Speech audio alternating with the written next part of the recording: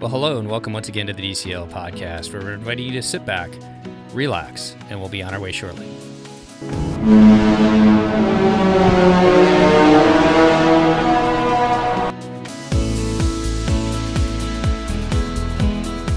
Well, welcome back to the DCL podcast, your podcast for Disney Cruise Line history, trip reports, and travel planning. Well, welcome back. We are moving on to episode number 25, already a quarter of the way to 100. Kind of crazy to think that we're just kind of moving right along. And we are also moving right along to Christmas. And I don't know about you guys, but we've got two kids in school, and it seems like September hits, they go back to school, and that month kind of chugs along for a little bit. But then you're right into October, and it's Halloween, right into Thanksgiving, and the next thing you know, it's Christmas. And right now, I think we're like 9 days away as I'm kind of recording this tonight. So kind of crazy how the holidays come up and hit us and kind of run you over a little bit. But hopefully everybody's enjoying it out there, having some great time with friends and family. And I want to wish everybody a happy holidays as the season continues.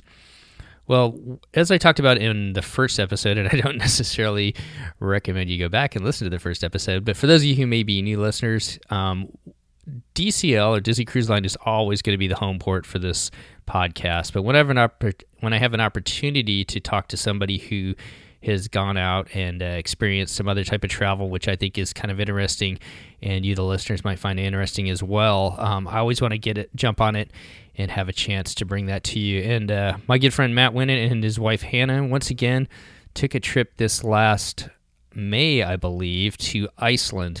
And Iceland's kind of become kind of a hot spot for travel lately.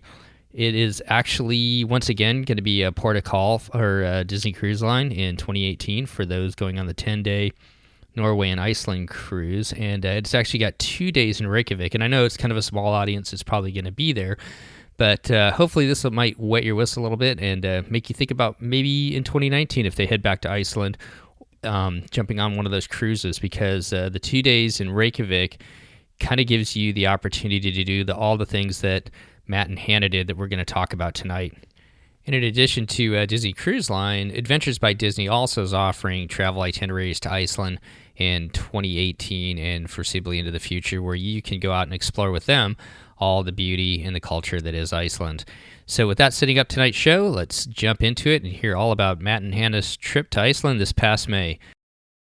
And I'd like to welcome back to the show Matt Winnett, and he and his wife just recently got back from a trip to Iceland, kind of a popular destination that a lot of people seem to be going to, and I thought it'd be fun to bring him back on the show, and we had him on earlier talking about their time over in Italy, and today we're going to talk about he and his wife's trip over to Iceland. So welcome back to the show, Matt. Thanks, Steve. How are you doing? Pretty good. So let's just jump right into it. And why did you guys decide to go to Iceland this time? Well, as you said, Iceland's kind of becoming a popular destination. We have a lot of coworkers at the airline that have gone recently, and that kind of piqued our interest initially.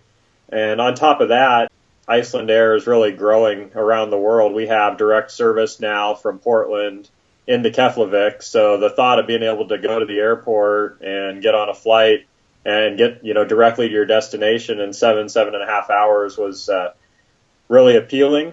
And as far as the country goes, we like to do a lot of things outdoors, hiking, tours, that sort of thing, and Iceland really seemed to fit something that we wanted to see, so that's why we wanted to give it a shot.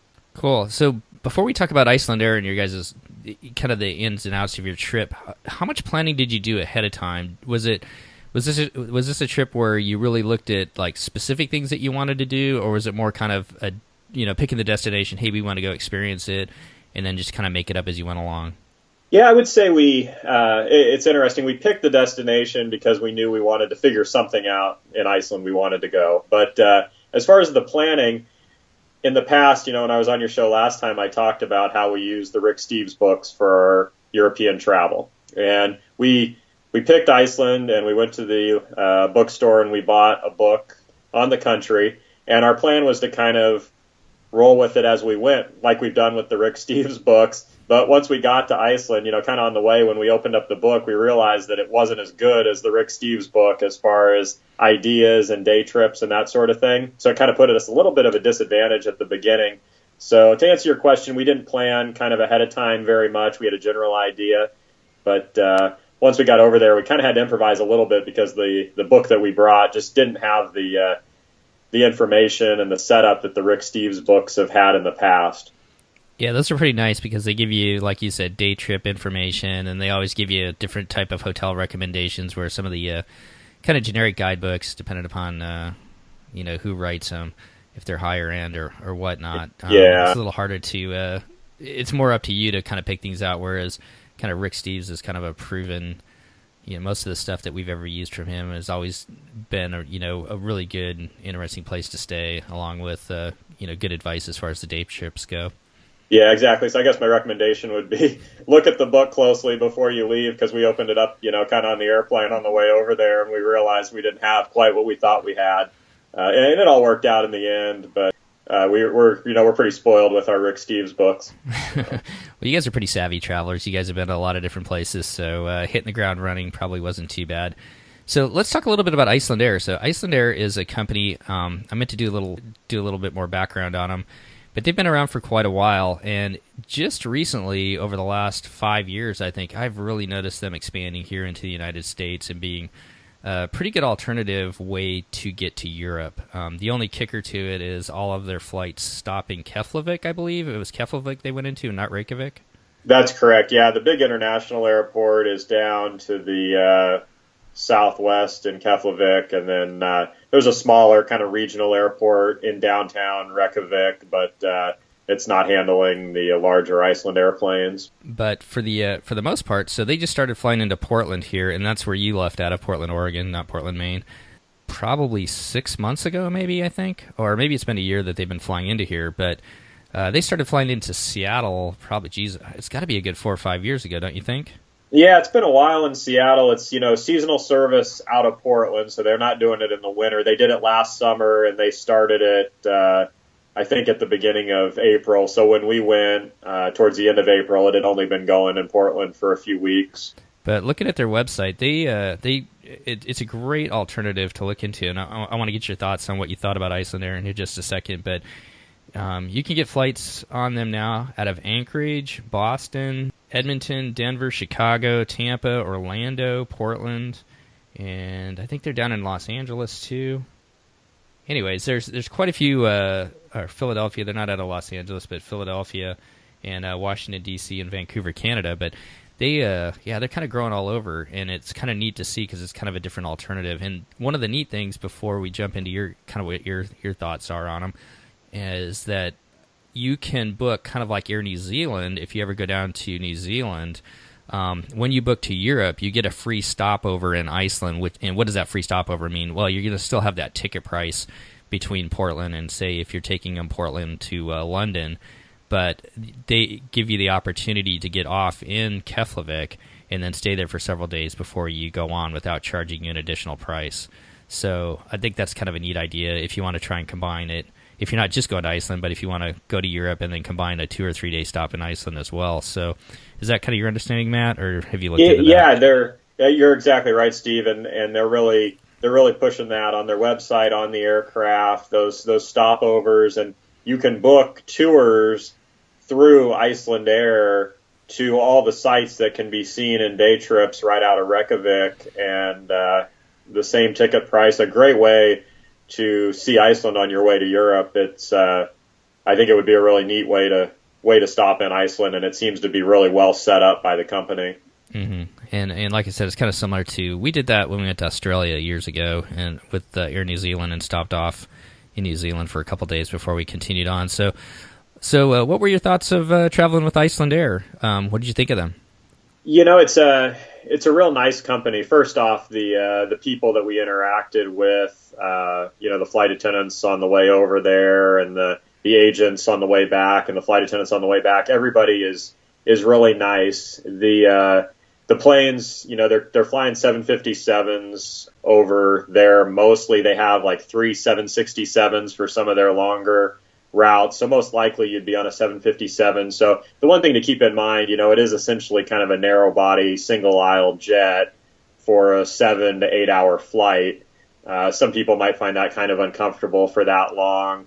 But as far as the service on the aircraft, everything was available that we've kind of come to expect on U.S. carriers. They have seatback entertainment with movies and TV shows and music and documentaries on Iceland. So that's great to kind of keep you occupied. They don't really come through as much as maybe they do on U.S. carriers with service as far as drinks and food. They'll come through once or twice. They have it all available. The flight attendants are kind of in the back of the aircraft, and you can go back there and get whatever you want. They're always happy to help. So I would say that the service aspect maybe is a little bit different than what we're used to in the U.S., but there's no problem with it. It's just a different way kind of to approach the situation. But everybody is super nice, and it's really a nice experience on their airline. Cool. Do they have Wi-Fi across the ocean? Or they do. I didn't try it, and I believe, truthfully, I'm not sure whether it was a fee-based Wi-Fi or not, but they advertised it on a card in the seat back, and I didn't give it a shot. But so they must have some sort of satellite-based system to be able to keep connected for that far. Well, cool. So you guys took them all the way over to Keflavik, and then you got into. How was customs getting into Iceland? Pretty easy, or? Yeah, it was really easy going through.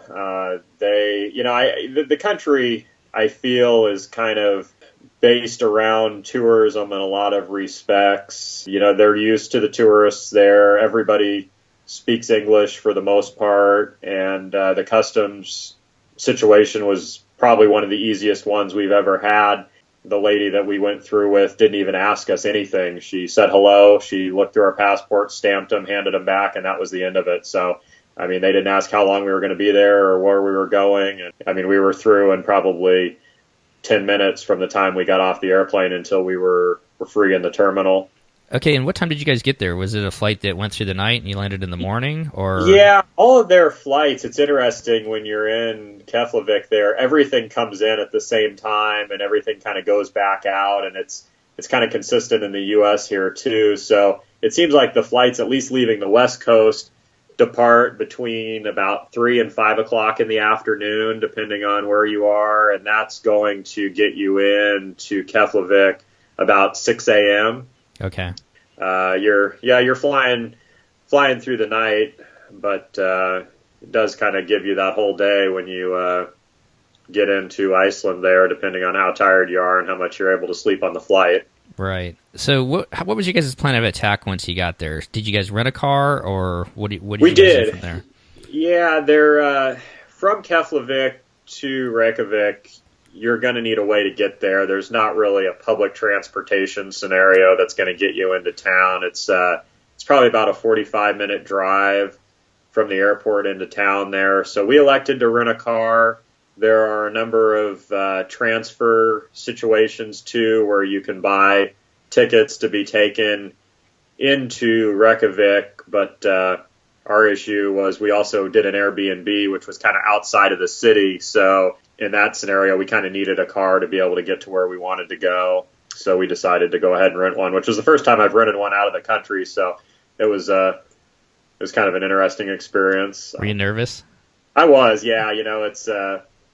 The driving there actually turned out to be very easy and normal. There was nothing out of the ordinary. Everybody was pretty respectful, with their driving. The roads are very well marked. Signs are in English as well, so you're not really too confused on where you're going. So it wasn't a bad experience by any means, but I was a little nervous at the beginning to rent in a foreign country like that. Yeah, so. The signs are a little bit different and whatnot. I've driven pretty much all over the place, and the first couple of times it always kind of made me nervous. And they drive on the right-hand side, right, not the left? Yeah, so everything's normal there. The one thing I would say for your listeners, if they're thinking about renting a car over there, most of the fleet has a manual transmission. If you do need an automatic, you're going to pay almost double the cost. So I think our car for the 4 or 5 days that we were there was about roughly $300 when it was all said and done, and it would have been probably $700 to $800 to get an automatic for the same amount of time.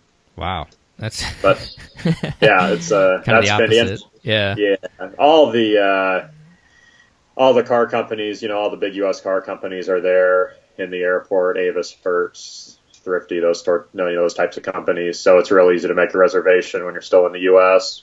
Okay, cool. So you guys got an Airbnb. Did you guys stay in Reykjavik the whole time and do day trips, or what did you guys decide to do? We did. The Airbnb that we rented was about a 10-minute drive just to the southeast of downtown in a smaller neighborhood. It was a little less expensive than some of the Airbnb and hotel options that are right in downtown. So it worked well. It was about $105 a night, and we had a whole house there. If you were going to have a car, you'd have to be right in downtown, but out, a little ways with the car worked well for us. And all of our trips were based out of Reykjavik. There's kind of two ways to see the island. Some people will just base out of Reykjavik and do shorter day trips, and the other option is to kind of do a 7 to 8, 10-day drive around the island, staying in a different place every night. But we elected to stay just in Reykjavik. Yeah, that's a good point. You can do that either by yourself, and I know there's several tour companies that'll take you all the way around the island. And if you want to approach it that way, if you feel uncomfortable driving yourself, and like I said, there's several tour companies that will arrange that, and you can just ride on buses, and they'll take you to all the hot spots as you go around the island there. So awesome. And to be honest, we went to Munich and then on over to Salzburg a couple years ago, and we stayed in we used one of the Rick Steves. It was more like an Airbnb really than a hotel, but it was kind of out in the suburbs of Salzburg, kind of out where all the locals lived, and I thought it was kind of cool to be out there rather than being right downtown. It was just kind of a different experience, I guess, seeing the locals out and kind of seeing the way people live. Did you like that?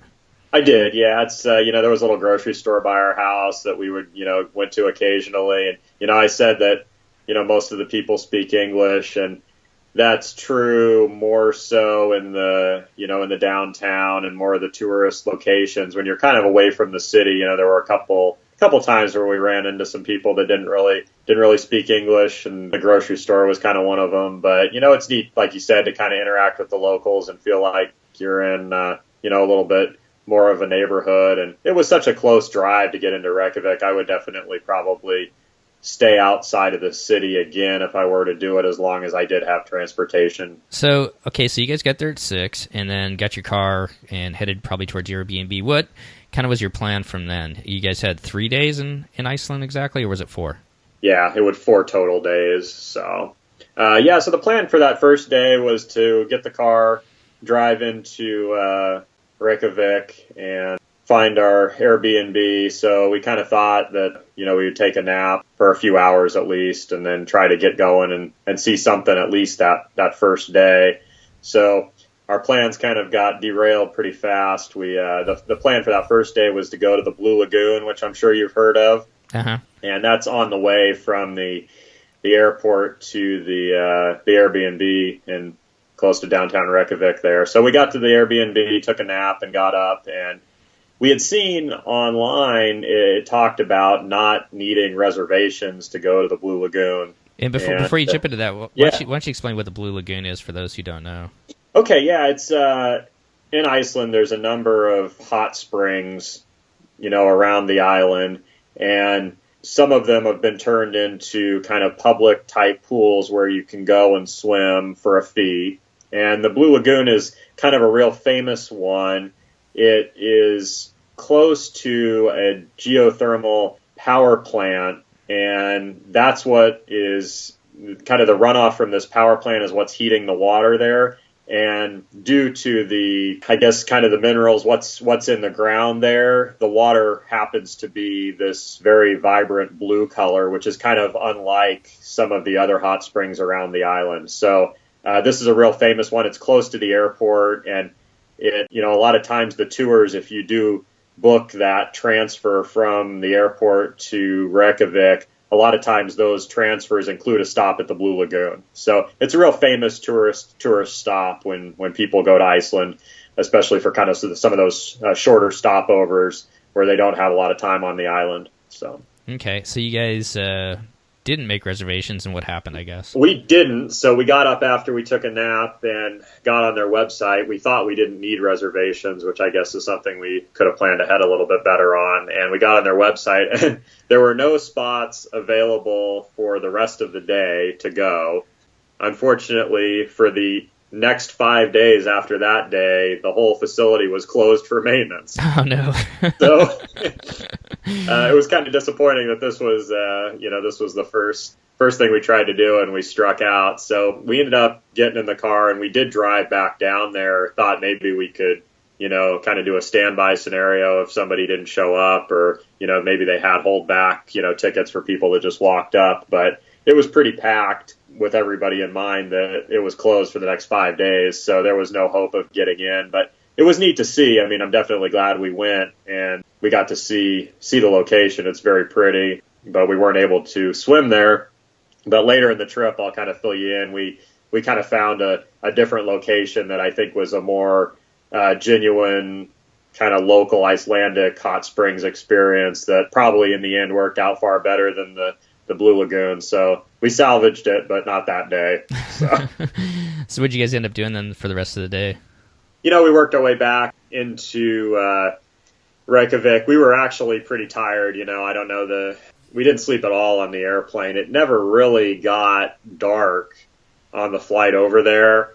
So we were kind of up throughout the night. We took a short nap. So we drove back towards the Airbnb and didn't have a lot of motivation to kind of go into town and start touring quite yet. So we decided to kind of take an easy day of it and just get going early the next day. So we were looking for a place to eat on the way back, and we actually stopped at an IKEA because it was the first thing we recognized. So that was our Swedish meatballs. Yeah, so that was the first meal in Iceland. But oddly enough, they had told us everything was in English. We get into this IKEA, and there is not a sign in that whole store that's in English, and nobody speaks English either. So we got to the food court and pointed at what we wanted, and then I kind of got trapped trying to get out of there because we couldn't find the exit signs. But so we did that. Got a stop at the grocery store done and got some groceries in for the rest of the trip, and then kind of went back to the Airbnb and planned out the rest of our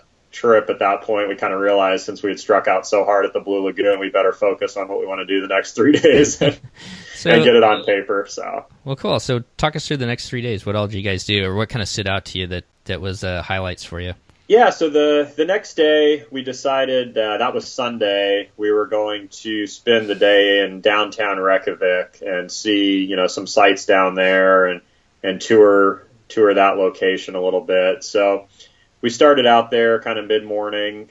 Sunday was an interesting day down there because it was pretty quiet.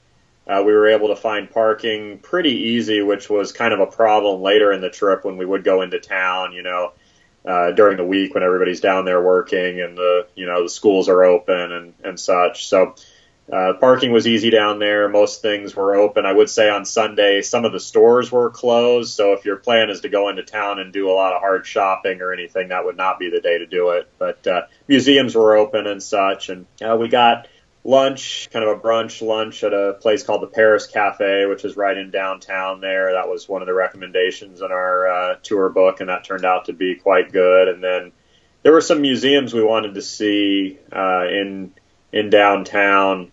I would say before we even got into that, if you do go into downtown, there's kind of a city hall that's right by this huge pond. It's pretty easy to spot, kind of a large glass building, but the city hall has some tourist kind of booths there where you can get maps of downtown. You can ask people questions about what to see, what museums. There's a lot of brochures for all the things you can kind of do around there.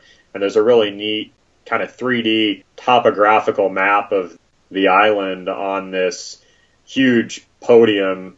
The thing is massive. It's 20 feet by 30 feet, probably. It's huge. And it's a real neat way to kind of see what's going on in the island.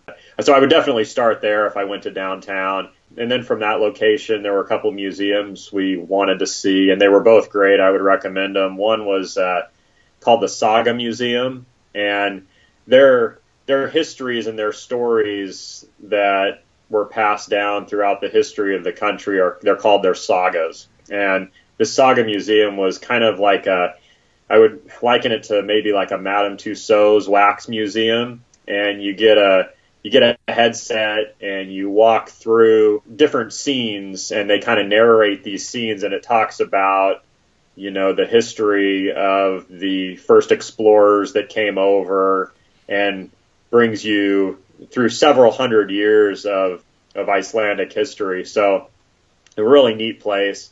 So I would recommend that for sure. That's down on the waterfront. Another museum that we went to is called the Settlement Expedition, and it is a museum that's built on a house that was discovered right in the middle of downtown Reykjavik. And, through the years, they kind of build on top of layers, as the earth changes. And this was one of the first settlements that had been discovered, the oldest by far. And this museum is built around this what's left. And it's basically just a foundation, it's nothing on par with, going to Pompeii or something along those lines. But it's underground. It's probably 20 or 30 feet underground, and there's a museum built around it. And it's a really neat place to kind of learn about how they lived, the early settlers lived in such a harsh environment. So those are two museums that we went to that I would definitely recommend. And, beyond that in downtown, just walking around, there's lots of stores, lots of neat sights to see. The waterfront's really beautiful. If the time of year was a little different, they do whale tours right off of the piers there in downtown. There's a lot to see. I mean, you could spend a day or two right there. There's some great churches to look at and neat architecture and a lot of history just right in downtown. Is it a modern looking city or is it an older looking city, I guess? No, I would say it's fairly modern. Architecturally. Yeah, I mean, there's some older places, that are still there. Some of their older architecture, like that kind of, there's a big kind of cathedral church in downtown that's been there for a long time, but it's a fairly modern city. One thing, just a general take on the whole environment there, it's a really good infrastructure. It's very clean. It's very well organized, and it's probably one of the most clean and efficient cities, internationally that I've been to. And it's modern too. I would say they've done a good job keeping things up with technology. Wi-Fi is available almost everywhere. There's not much that you're going to need that you feel like you don't have access to, especially in the downtown area there. Well, cool. So, so you guys spent the day at the couple museums there. Did you eat downtown, or did you end up going back to the Airbnb? We did. We ate downtown that day, and there's a restaurant that we stumbled into, and it's right in downtown, and it's called Messin. It's Messinn. And we saw some people going in. It looked like it was fairly busy and might be a good option, and we tried it, and it was absolutely outstanding. There's a lot of fish, obviously served in Iceland, and this was a fish type restaurant and a wonderful meal. It's really neat. They cook the fish and the vegetables and the potatoes and everything that you order in one kind of cast iron skillet, and they actually bring you the whole skillet when it's done, and then you move your food over to this plate. And we had an outstanding meal there, and afterwards we looked it up on, I think it was TripAdvisor, one of those sites we were looking for other restaurants in Reykjavik there, and this was like in the top 10, so we just stumbled into it. But I would highly recommend that for any of your listeners that are looking for an outstanding meal. You might want to check into reservations. It was Sunday. We were there kind of early, so I think it worked out. They asked us if we had reservations. I think maybe a little later it could have gotten busier, so if you do want to go, might want to look into the reservations. But I wouldn't miss that restaurant if you're in downtown looking for a good meal. Yeah, it sounds good. Was it spicy or what? No, it wasn't spicy. Just nice, really good fresh, well prepared. Uh-huh. They have the cod and the salmon and everything, and you just get the impression that it's all caught really close and really, really fresh, good experience. So yeah, we like that. Kind of the opposite of our crew meals on the airplane. Yeah, it wouldn't. Coming back to work is always, always a little bit of a disappointment. So, yeah. It's a good place. Did you try that? What's that alcohol that they drink over there? That's like kind of it's like a black licorice anise. It's not aquavit. That's up in Norway and Sweden, I think. But yeah, we did, and I'm not sure. Yeah, what? I forgot what it's called. But anyways, Yeah, I can't answer to that. So No, it's okay. I heard it's kind of crazy. I remember seeing Anthony Bourdain trying that over in Iceland, and even his face kind of turned a little bit, but it was supposed to be kind of an interesting experience.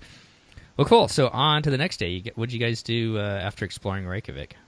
So day two was going to be driving, and the plan for day two was the what they call kind of the Golden Circle tour. And if any of your listeners are researching things to do, the Golden Circle tour will come up, and there's a number of tour companies that'll pick you up out of Reykjavik and do the whole loop with you. And we had our car, so we set out the next morning, and the whole drive, without stopping, I would say is probably 3.5 hours if you were going to just keep powering through. But if you want to stop, it's obviously going to take a little bit longer. And there's about 3 or 4 things that you can see on this.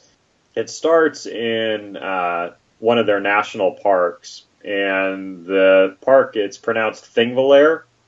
And the first letter, though, it's the TH sound, but it kind of looks like an augmented P, if you were in the English language, I guess, but it's pronounced with a TH at the beginning. Okay. And all the sites are really free. The only thing you have to do is pay a few dollars to park at the national park for the day. You get it's an automated pay station. You get a little pass you put on your windshield and you're good to go. And there's a couple really neat things at this national park there. There's a spot there called Logberg, and it's translated as Law Rock. And back when Iceland was being settled, they didn't really have a written language. Everything was spoken. So every year, I think it's actually every 2 years, the people would congregate at this Law Rock, and there would be kind of a spokesman that would recite the laws of the land. And it was kind of their initial court. And this went on for probably over 1,000 years at this Law Rock. And even when Iceland took their independence, that was still done at this Law Rock. So it's kind of a real neat historical place. So there's great hiking trails around this whole park, and you can really cover a lot of ground, miles and miles of hikes that you can do around this area. And in addition to that Law Rock, this is also the place where the continental plates for North America and Europe start to drift apart, and you can see that. So if you're into geography and that sort of thing, it's a really neat place to walk around and kind of scope out those spots. There's some waterfalls. There's some kind of homestead sites throughout the park that you can take in. And that's just one stop on this Golden Circle tour. So that was our first stop. And then the second stop on the tour is a town called Geysir. It's Geysir, and oddly enough, they have geysers there. So I think that's where they get it from. But it's a very small kind of place. There's a hotel there, and there's kind of a visitor's lodge that has a great little restaurant and big gift shop there and everything. You can get anything you need. There's a coffee shop in there. And across the street from this little location are these geysers that erupt every few minutes. And you can walk through all these, and you can walk up this hill and look down on them and stuff. And there's a number of hikes around there as well. One thing I would say, I talked about the infrastructure and how clean and everything was in downtown Reykjavik, and it's the same way through this drive. They're unlike some of my other trips, through Europe here. I was never worried about where I was going to get my next meal or where I was going to find a restroom. And it's just so well planned out here in Iceland. I mean, the cleanest restrooms I've ever seen in my life, and great food is always available. So it's never one of these things where you feel like you have to worry about where your next meal is going to come from. Even that little visitor's lodge across from the geysers, we had a great meal there. So it's nice just for comfort, as you're driving around on this tour, that, you always have great facilities available. So you don't have to worry about that at all. Yeah, it is kind of nice, especially we've all spent a ridiculous amount of money on food that's bad. And yeah. Anyways. And, the problem with, having to find a €1 to get into a restroom. Right. You're not going to run into that anywhere in Iceland. That's not going to be an issue. How are the geysers? Were they big or? Yeah, there's different size ones, and you do have to be kind of careful there.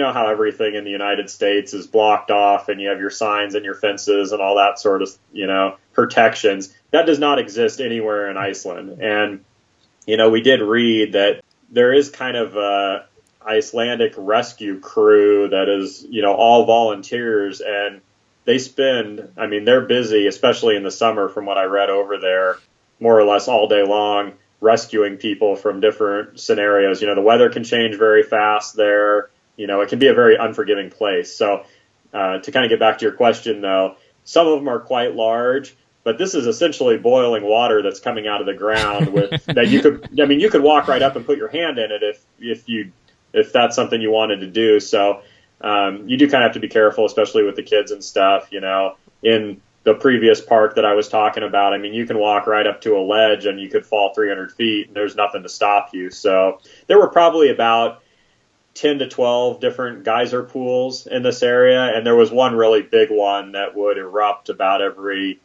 4 to 6 minutes or so. That was kind of the main attraction that everybody would be around trying to take pictures of. Yeah, it was a neat place, though. So where did the tour take you from there then? So we went to a town called Gullfoss after that. There is a waterfall there that is just absolutely spectacular, and that's kind of the main attraction there. So that was the stop.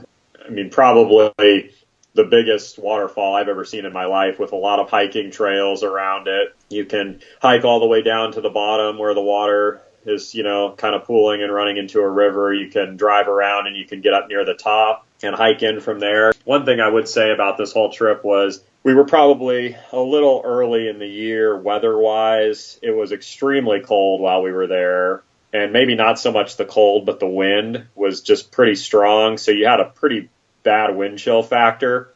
And we brought, long underwear and jeans and thick socks and our winter coats and everything and hats. We didn't really have anything to cover our faces.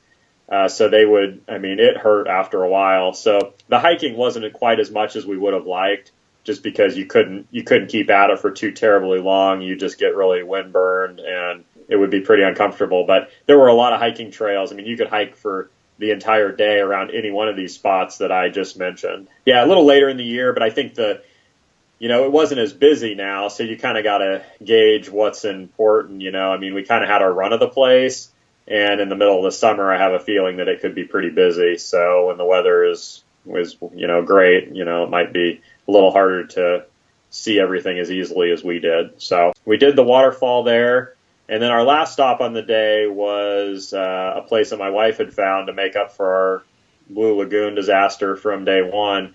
And it's called the Secret Lagoon, and it's in a town called Fludir. That's Fludir, and it's essentially along this Golden Circle path. You have to take, kind of one turn off the general path, but it doesn't take you too far out of your way on your way back to Reykjavik. And it's a town that has a hot springs. It's kind of privately run, so you have to pay to get in, but it's essentially half the price of the Blue Lagoon and the same experience. It was neat because you kind of felt like it was more of maybe a local, authentic, older style Icelandic experience. The pools in this town have been in operation for hundreds and hundreds of years. It was kind of just a neat, smaller experience. So in the end, we did get to do our hot springs. It just wasn't at the Blue Lagoon. But I would highly recommend looking into the Secret Lagoon in Fludir, because it was a lot less busy than the Blue Lagoon was, and it was still a really neat time there. Well, cool. And so when you say the hot springs, it's basically, is it like man-made tubs or man-made kind of pools, or is it the actual kind of pools that are pools in the ground itself? Does that make sense what I'm asking? Like, I've been to some in like Colorado where it's just like a giant swimming pool that they fill up with hot water. So yeah, I think so. One interesting thing about Iceland is they don't use hot water heaters or anything. Even the water that you get in your home is geothermally heated. So it's available everywhere. So basically what they had done in this lagoon in Fleudier is built kind of a rough outline of a large pool. And it's just sand on the bottom. Right. But it's fed by these hot springs. And then around the pool, there's a number of other hot springs that are kind of boiling up and such. And somehow they're controlling, and I don't know how they do it, but they control the temperature in the one that we're swimming in. I mean, it's still quite warm, but some of the pools right around this place where we were swimming were boiling. Uh-huh. So I don't know how they get the temperature, control the temperature to a safe level in the pool that you're in, but it was man-made, but a long time ago. So right, no, it sounds awesome, and what a good way to, after doing some hikes and everything else, what a good way to kind of end the day. Yeah, it's a really highly recommend. You kind of get that sulfur smell. I don't know if you've noticed that in any of the hot springs scenarios that you've had before, but you kind of get a little bit of that rotten egg smell. We noticed it far worse at the Blue Lagoon than we did at the Secret Lagoon that we went to, but something to be aware of because it is a little different at first. It takes some getting used to, and oddly enough, you're getting that smell with the hot water that you're pumping into your home as well. So when you're taking a shower, it has a little bit of that smell. So it's something to be ready for. Well, cool. So that was day 2 then, the Golden Circle tour. Yep. So that was day 2, and then we just worked our way back to the Airbnb and ate at home that day. And then day 3, the weather had really deteriorated for us by day 3. It was raining pretty hard and just a generally kind of nasty, windy day. We originally had planned to drive up to another national park, which is north of Reykjavik by about 2 hours, but all the things that we wanted to see there, I mean, visibility was even pretty low with the weather that was moving through, so I didn't get the impression we were going to be able to see a whole lot. So we had to kind of amend the plan a little bit, and we ended up driving north to a town called Akranes. It's only about a 40-minute drive north of Reykjavik, and we got the impression from some of our tour books that it was a neat kind of smaller town, and there were some lighthouses that we were kind of interested in seeing. It has kind of a peninsula off the island that has these lighthouses that you can go up in and tour. So it was kind of a low-key last day, but we drove up there and found the lighthouses.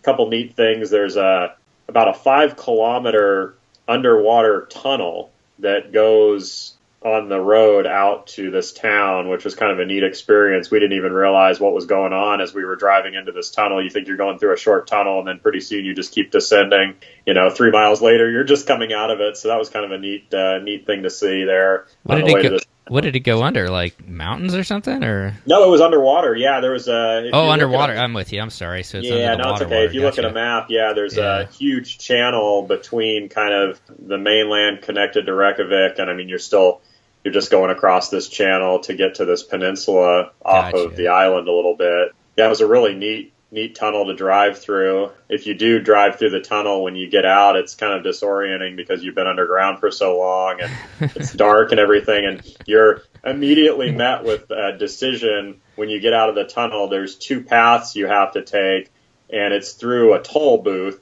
Uh-huh. And the right one is kind of a fast pass thing for people that must live there and prepay. And then the left one is to pay the toll for going through the tunnel. And somehow we ended up in the wrong one.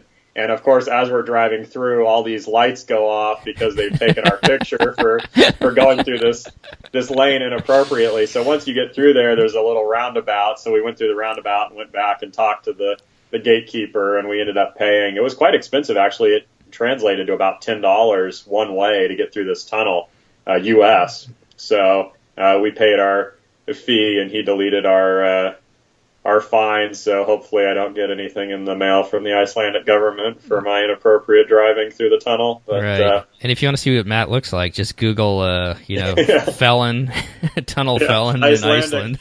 Felon, yeah. Your picture's splashed all over. Anyways, so cool. So you guys went through the tunnel, and then how was the little town itself? Yeah, the town was really cute. We walked around a little bit. The weather, like I said, wasn't great. There was a neat little harbor there and some neat boats and such. And the lighthouses were really cool. You can pay a few dollars, and there's a kind of a keeper of the lighthouses that'll kind of tell you about them a little bit. And There's one that you can go to the top of, and a really neat view of the little town and just kind of the history there. So it wasn't anything that we had really planned on doing, starting into the trip, but kind of went with it just based on the weather that day. And that was about half the day. And then we did come back into Reykjavik that day. That was our last full day there. As I had said earlier, we were there on Sunday when we were in downtown, and a lot of the shops and things were closed. There were some things my wife wanted to kind of look for while we were there. So we went back into Reykjavik for the rest of that day. And being a weekday now, this is where I saw where the parking could be a lot worse. It took quite some time to find a place to leave the car when we got back that day, but it is doable. Well, cool. Sometimes it's kind of nice, you get those days when you're on a trip that you don't necessarily plan it out when you leave, but it ends up being kind of a nice, kind of low-key day where you get to do a little shopping, see some sights and whatnot, which makes it kind of special too. Yeah. So that was our last full day there. And then the next day, we're scheduled to leave. I think we needed to be out at the airport around 3.